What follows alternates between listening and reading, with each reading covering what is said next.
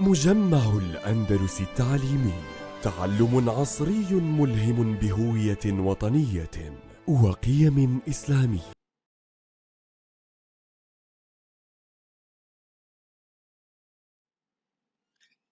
Howdy, how are you feeling today? Our lesson today is mainly about reading. So open your student's book page 24. We are going to do a reading task. We have more than 2 exercises to be covered today. Okay, so let's start with the pre-reading questions. هنبدأ بالأسئلة لما قبل مرحلة القراءة. Okay, so let's start. We have 5 questions to think of before reading the text. Question number 1. Do you know the name of this mountain? Do you know where it is located? Do you know how high it is? Do you think that man can climb it? What does climbing this mountain represent to you? Think of a few seconds and look at this mountain and try to answer these pre-reading questions.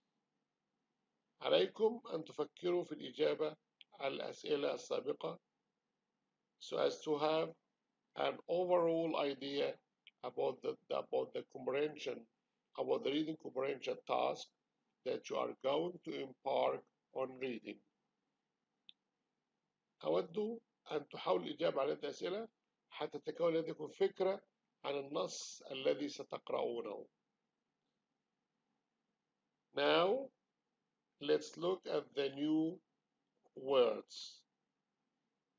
Okay? But before going through the new words, I am sure that you have had an overall notion or idea about the text that you are going to read. Okay, this text is mainly about mountain climbing.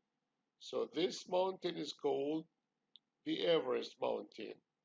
This mountain, or this is Everest Mountain, one of the highest mountains in the world. This mountain is located on the borders between Tibet and Nepal. This mountain is 8,848 meters tall. Definitely, yes, man can climb it. Lots of people reach its summit, its top. It is not impossible to reach the summit or the top of Mount Everest. Now, my students, before going through the task, now let's start by learning the meaning of the new vocabulary items. The first one is the highest place. Look at the man. He is standing on top of the mountain. On top of. Yes, the highest place is the mountain top. The top of the mountain. Okay? This is the highest place. The highest point in the mountain is its top. So this man is standing on top of the mountain, in the highest place of the mountain. في قمة الجبل. Look at this picture as well. Air with little oxygen. Air with little oxygen. Yes means thin air. Thin air. Someone traveling to new places to find out what's there. Yes, is called explorer. Explorer. المستكشف, explorer. Lots of explorers go to strange places to find out what's there. They go to the North Pole, to, to the summit of Mount Everest, to lots of serious places that lots of people cannot reach or cannot go there. So they are called explorers, المستكشفون. Look at this man. Yes, he is climbing a mountain. Yes, he is a climber. Someone who climbs mountain is called, yes, is called climber. Someone his hobby is to climb mountain is climber.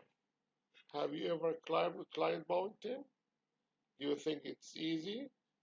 What do you think? I have never done that, and I'm not going to do that. I cannot expose myself to danger. You see, it is very serious. So what's the point of climbing mountain? For me, it's nothing to expose myself to danger and to lose my life. It's nothing to, it's not a big deal. Okay? So the furthest point on the earth to the north. Yes, it's called the North Pole. If the furthest point on the earth to the north, you know, there are lots of of icebergs there. القطب الشمالي وأبعد نقطة عن الأرض من جهة الشمال. It's called the North Pole. Have you ever been to the North Pole? What do you think? Have you ever been there? I have never been there, and I don't want to go there too. Look, an organized journey for a scientific purpose. An organized journey for scientific purpose, yes. It's called the expedition. رحلة استكشافية, expedition. Expedition, yes. Now, after you have learned the new words of today's lesson, can you use some of these words in complete sentence of your own? Try to do that. Try to use each single word in a meaningful sentence. Try to do that. And you'd better write these sentences in notebooks, okay, with numbers. Okay, number 1, 2, 3, 4.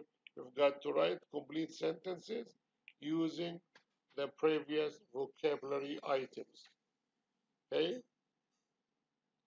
now let's embark on reading the text on student's book page 24.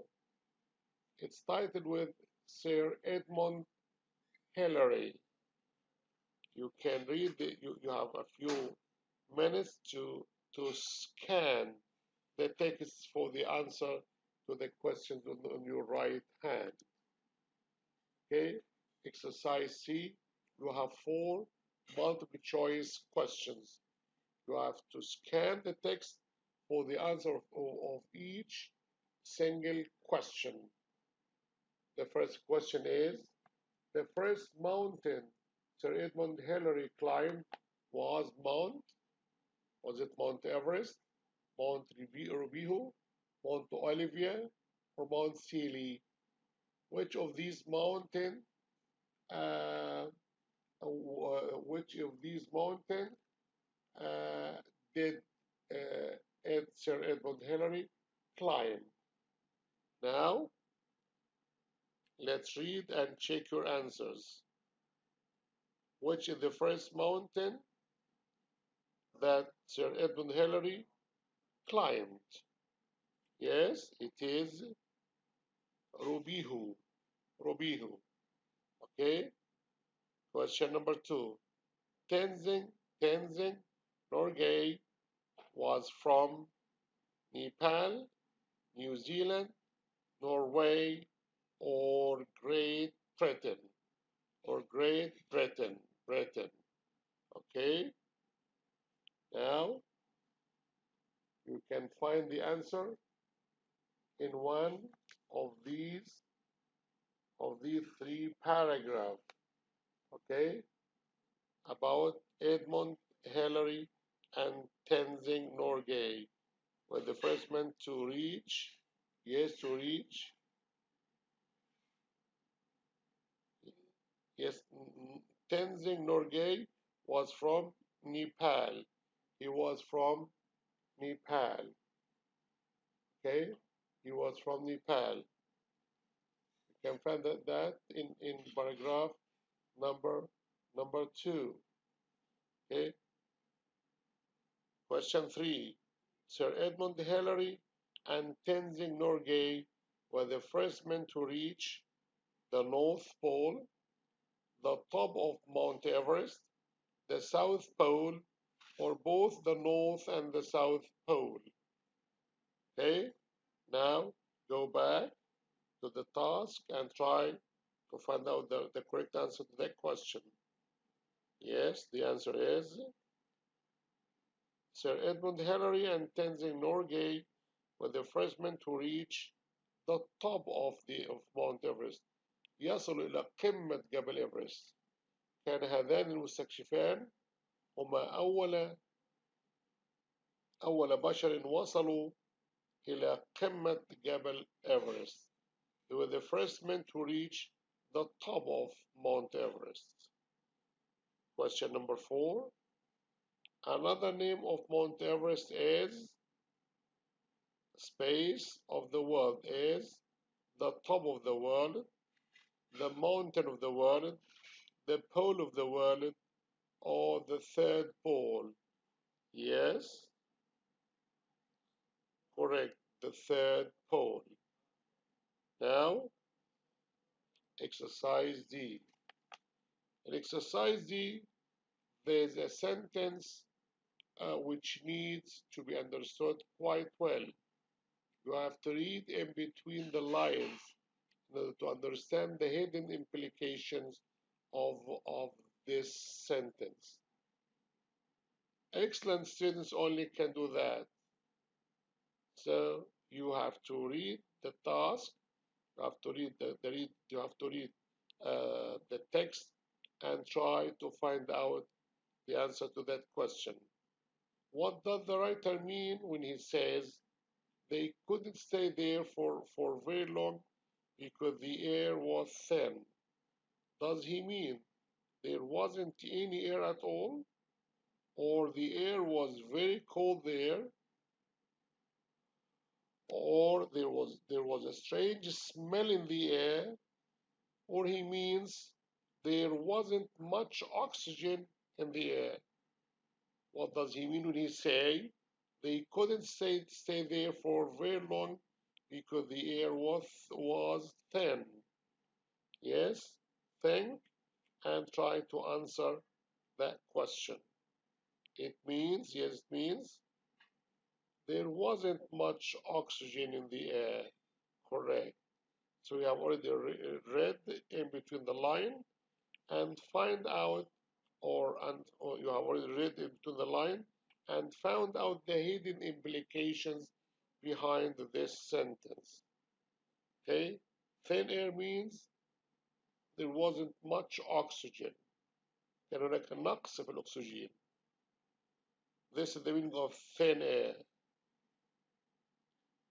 Now, the final task to be done today is to find certain definitions.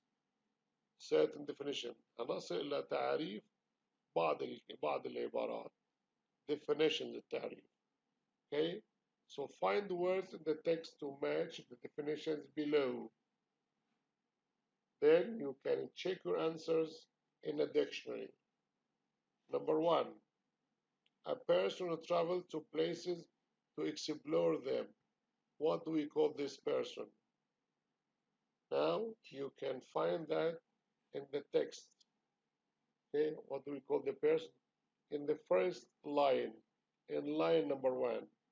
So read paragraph 1, the first line. The person who traveled to places to explore them. Yes, correct. Explorer, al-mustakshif. You can find the definition of this word in line number 1, the final word. the last word in the line, right? Number 2, a person who climbs. The person who climbs, yes. You can also go back to paragraph number 1, line number 2, where you can find the definition of this of this sentence. A person who climbs. A person who climbs is called, yes, climber. Climber. The person who climbs is called climber. Okay? So by this, we come to the end of our lesson. Thank you for listening and watching. And you are kindly requested to go back to the enrichment worksheets banks and try to do the corresponding enrichment exercise there. Then there's a link.